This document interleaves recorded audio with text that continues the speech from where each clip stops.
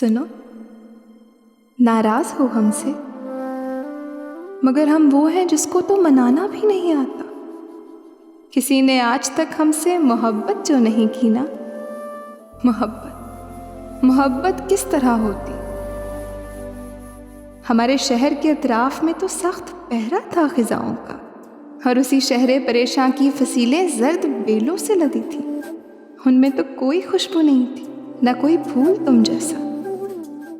ہم ایسے شہر کی سنسان گلیوں میں کسی سوکھے ہوئے ویران پتے کی طرح سے تھے کہ جب ظالم ہوا ہم پر قدم رکھتی تو اس کے پاؤں کے نیچے ہمارا دم نکل جاتا۔